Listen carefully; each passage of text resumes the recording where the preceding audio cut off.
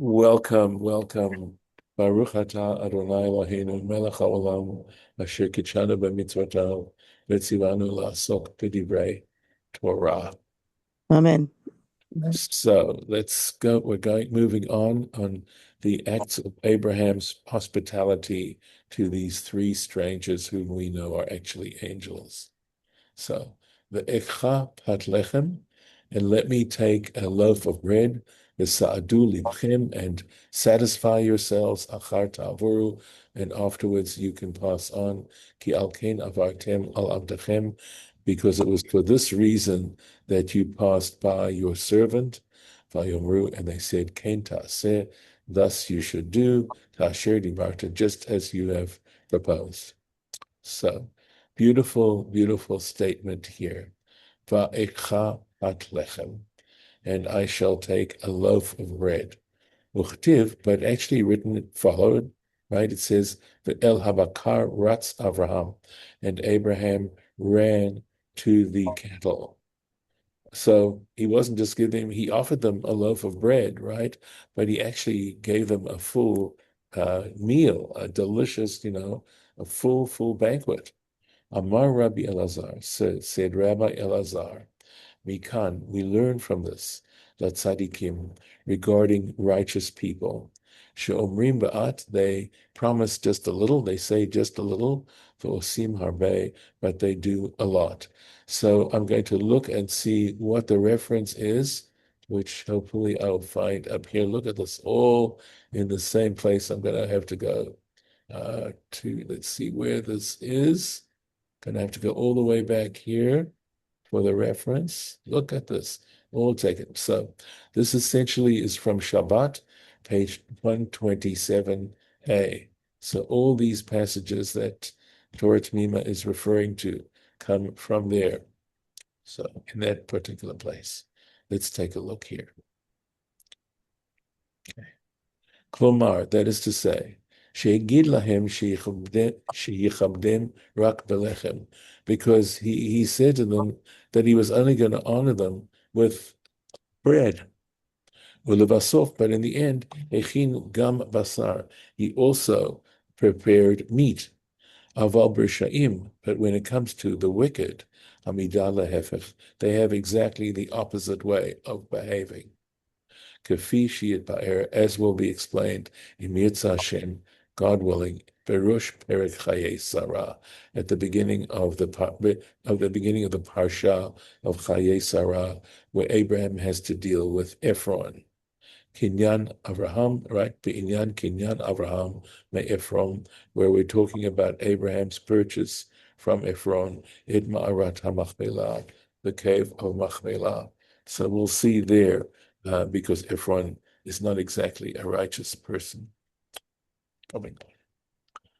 Achar ta'avoru, after that you can pass. Amar Rabbi Yitzchak, said Rabbi Yitzchak, Itur sofrim halacha Moshe misinaihu.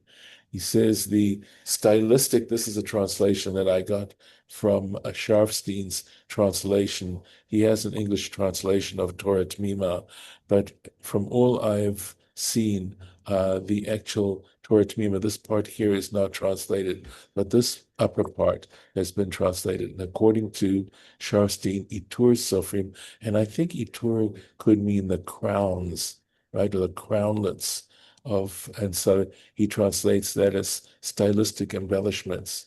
Halacha Moshe misinaihu. He says it's a tradition that goes all the way back to Sinai. In other words, there are various attempts to explain this concept of halacha l'Moshe Sinai. Generally, in the context of halacha, it has to do with halachot that are not found or implied in the Torah. Another example, another attempted explanation is that these are halachot over which there's no dispute. Okay, so it could also certainly mean that, right? So, in other words, v'achar ta'avoru, right? It says v'achar ta'avoru. It doesn't the vav there, right? Itur for sofrim hu. That is an embellishment, a stylistic embellishment of the scribes. Okay, let's take a look at what he says. Right. Retzono lomar. So what the point of this comment is? Tevot shehem ba'im rak le'itur u'tiferet halashon. In other words, if there are words, right, that come only to make it sound better stylistically. In other words, they're to make the tiferet halashon means the glory of the language. The full ze, right? Even though they're only stylistic embellishments, they aren't there for the actual meaning of the text. They're there to make it sound better. Hem mi'ikare haTorah or me'ikre haTorah. They're also the foundation of the Torah, right? Ki chen nimseru limoshe misinai. So here it's saying, because in fact, when God dictated the Torah to Moses, that's the tradition, is that that the written Torah is what Moses wrote down at the mouth of God.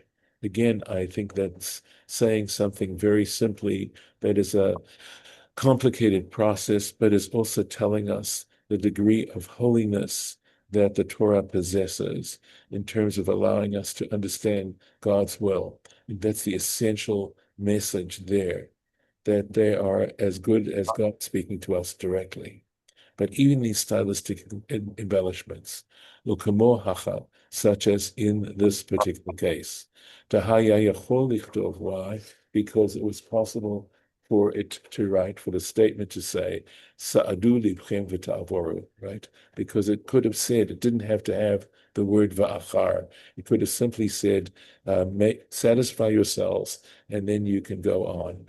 So the fact that it says va'achar, is significant, even though it's only a stylistic. In other words, saying it could have said, make yourself satisfied and then you can pass on, but it says satisfy yourselves and then afterwards you can pass on. V'hamila achar, so, and this word achar, afterwards, nichtava rak l'tiferet halashon. That word achar is only there as a stylistic comment, right? The nafka mima bazeh, and we understand from this. In other words, the issue going on here is she'asur l'shanot. So the whole point is that, in other words, nafka mina means we get out of this.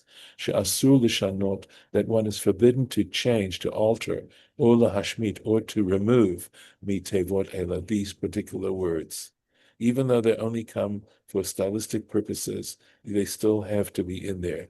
Kol shehu, anything, you're not allowed to remove anything, kamo b'chol divrei Torah, just as one is forbidden to remove any other words of the Torah. You're not supposed to change anything, because this is as pure a statement, divine statement, as we are capable of getting, and we're privileged to have. Going on. Kain ta'asu, so kain ta'aseh, this is what you should do. In other words, this is what the angels said to him. They said, go right ahead and do what you're proposing. Ma shna gabe Abraham. What is the difference regarding Abraham, ketiv kain ta'aseh, where it's written, so you should do, kasher dibarta, just as you proposed. Umay shina, and the difference, gabe Lot, with regards to Lot. So, because later on, the two of the angels show up at Lot's place, and again he offers hospitality, and they don't. You'll see, right? Ketiv, regarding them, it's written, Vayiv Tzorbam. He had to insist, Ma'od. He insisted on them very much. So here Abraham proposes it. They say, by all means do it. But when it comes to Lot, he has to insist and insist that they join him, the Asuru Elav, and then they came to him. They then turned into his own. So we see that. So the question that's being asked is, why in the case of Abraham were they so willing to accept his hospitality, but in the case of Lot, they weren't so willing to accept his hospitality? Amar Rabbi Elazar. So Rabbi Elazar said, Mikan, right? From this we learn, Shemisarvin lakatan ve'en misarvin lakadol. That fact is that when someone of great prominence offers you hospitality, you don't, it would be rude for you to deny that hospitality. I think part of the idea is that the amount of trouble that it is on the part of someone who's very wealthy and prominent is not the same as someone who's of somewhat humble extractions and humble conditions. And I think that's in a way what they're saying here is that if someone who obviously can't really afford it, or that you have a sense that they're not so capable of doing it, then however one wants to understand this term katan, which means little or small, you shouldn't, you should tell them that's quite okay, thank you very much, and not feel that you're being rude to them and that you're simply refusing to accept their hospitality. So that's the sense, at least, that I get from reading this here. This is in Baba Metzia, uh, page page 87a, and we'll take a look and see. Ve'ien mi'inyan zeh, and again, you can check further on this particular topic. The Pesachim, Pez Vav Beit, in the tractate Pesachim, page 86b, over Tosafot Sham, and the Tosafot there, the Shelidavar Shrarut Gdola, right? That when it comes to, I think what it means is where you'd be honored or be promoted or something like that. Okay, where it isn't just a question of of hospitality. I think Shrarut would have to do with where you have authority, right? Where you're being given authority to command other people. Gdula, greatness, Mesavin Gam Labato, that one also hesitates if that's being offered to you by someone great. The Napkamina Bazeh, right? And the difference, the distinction there regarding this, Mufu'ar Ba'orach Chaim, if you want to understand it, we can go to the codes, Orach Chaim in the Shulchan Aruch, Siman Nun Gimel in section 53. It looks like it. This looks like a resh, okay? The inyan tefillah, okay, all right. And let's see, maybe it says or od, and see further. Maybe if I'm spelling od, I think I'm not sure that I'm spelling it right. So I'm not certain about this abbreviation here. First of all, because look at it, how it's sort of it's not real clear here. So the inyan tefillah uberkat hamazon, with regards to being asked to lead in worship or being asked to lead birkat hamazon, right? So there are various situations where you're being honored and whether or not you should accept it immediately or whether you should be a little bit modest about doing that. Okay, so I'm looking here because there are letters missing. Okay. Okay, let me see, and we'll take a look. It says with Rashi. Okay, let's see if the Rashi is there. Okay, we'll go back into here, please.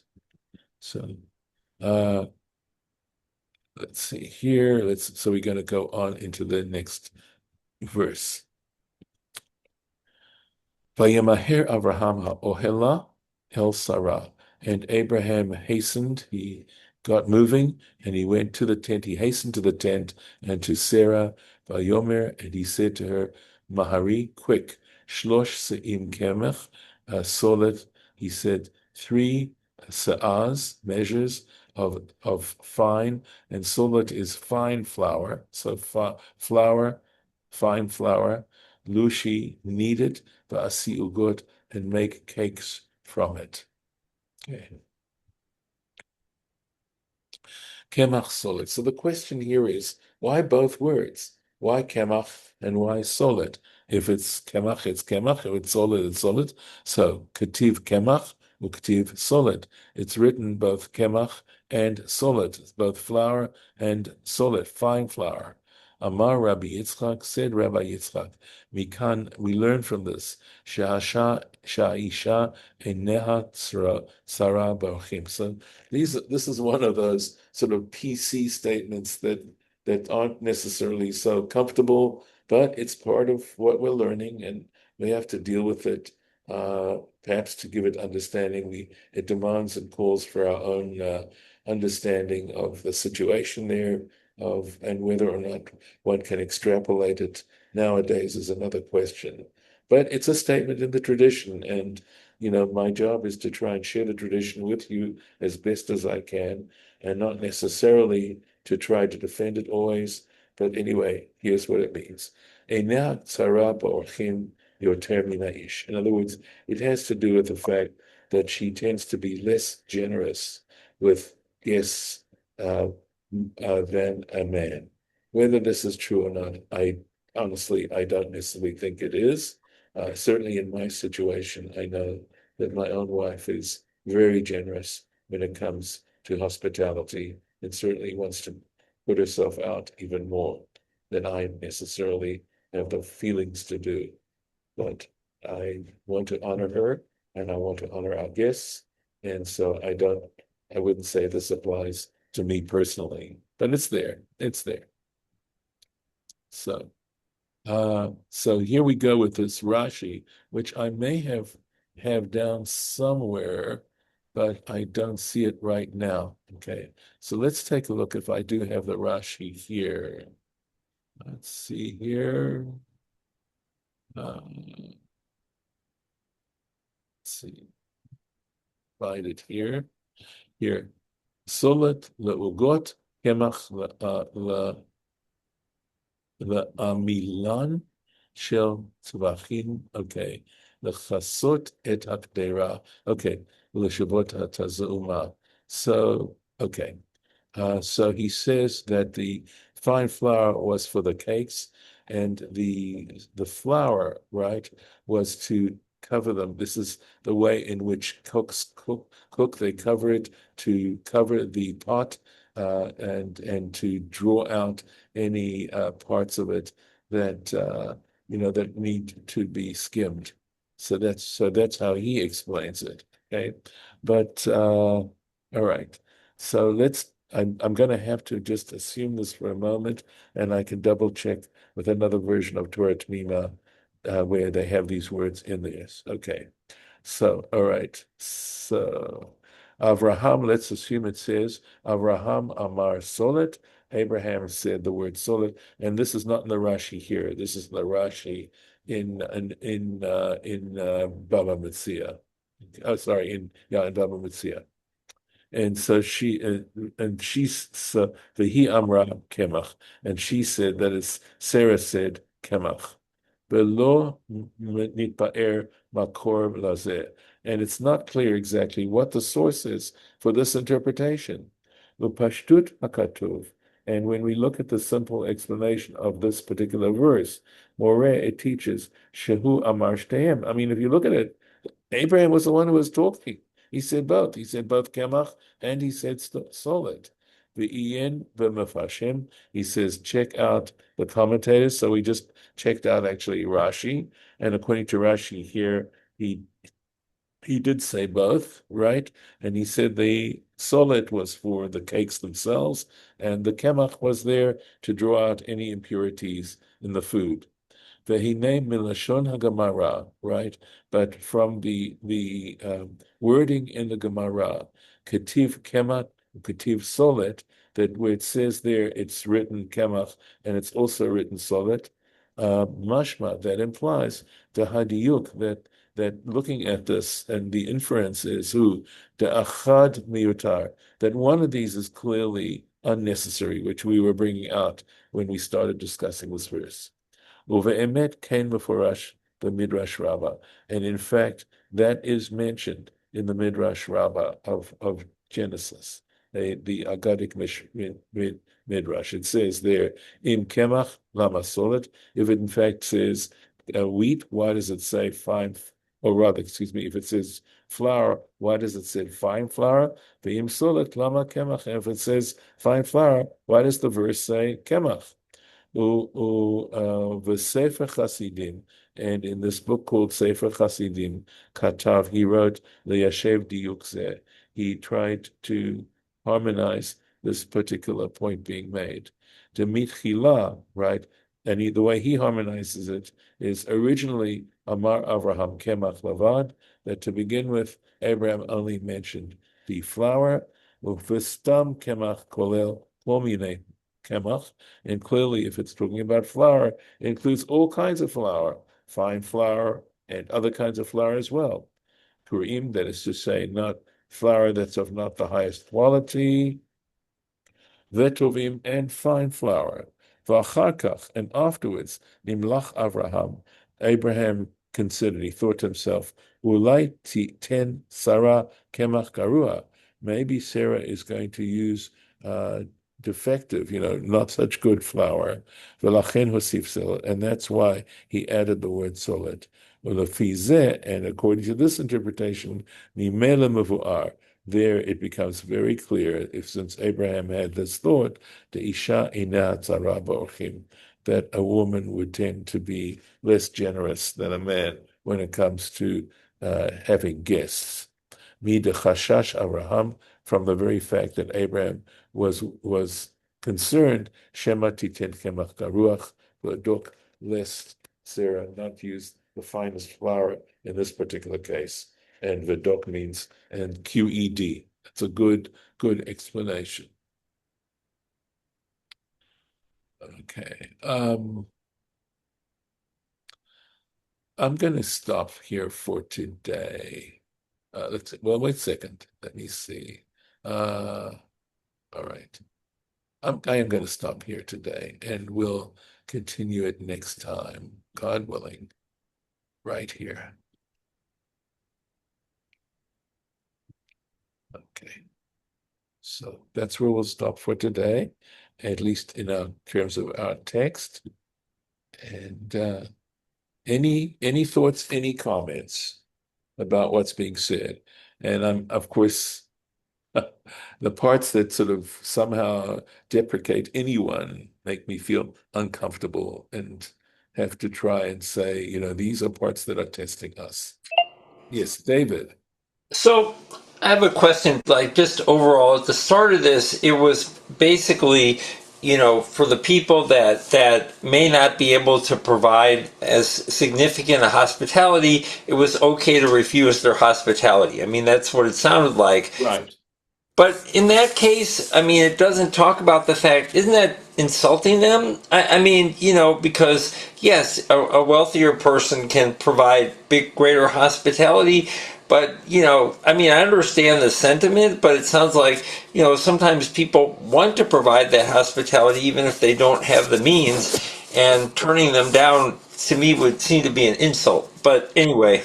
Okay, so I think the clarification is that it's not that you turn them down necessarily. The angels ultimately did not turn down Lot, but what it is you sort of give a way out.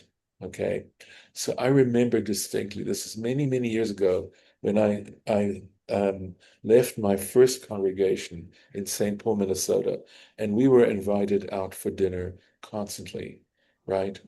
And I remember Susie saying to me, don't order dessert. If they ask you if you'd like dessert, tell them that's fine, or something like no thanks. And only because not to rack up the bill further for them.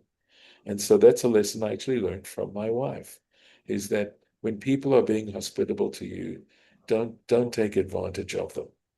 And I think that's what the lesson is here, quite honestly. It's simply saying you can just sort of say, oh, thanks so much. Maybe not. Something like that. You do it in a polite way. You're not insulting them, but sometimes people need a way out, and you want to provide them with a way out if they really are, they want to do it, but it's actually going to create a hardship for them, and you at least want to give them an honorable way in which to say, well, maybe next time, or something like that. These are subtleties of human relations in terms of trying to be considerate. Okay, that makes more sense. Right. No, I'm glad you asked for the clarification. I definitely needed it. Thank you, David. So, Sure. any other comments? as far as Sarah perhaps being less generous, I don't know if Yes, that I was know. true or not, but Yes, the thought does come to mind that the woman of the house was responsible for preparing all of this. Making yes, flour from right, grain is a right. lot of work. Oh, absolutely, absolutely. Yeah, You know, right. she wants to make sure that there's enough for her own household, and maybe she was concerned there Of, might not of be, and you Right. know, I think there are probably some deeper issues going on here too, but you're right. I mean, essentially, I certainly, don't take this at face value, but I think it requires context and things like that. I mean, certainly if she was people who are responsible for budgets, right? And the woman quite probably was responsible for managing the household accounts, is going to be a little bit more concerned about spending money that isn't necessary, or at least is felt isn't necessary, than a man. I think that may be sort of reflected here. So, but again, it's along the same lines as what you were suggesting. Yes, Harlan. Oh, nothing. I understand everything you say today. Okay. It's very nice. Oh, thank you. Okay. Very good. All right. Well, in that case, I'm going to stop the recording and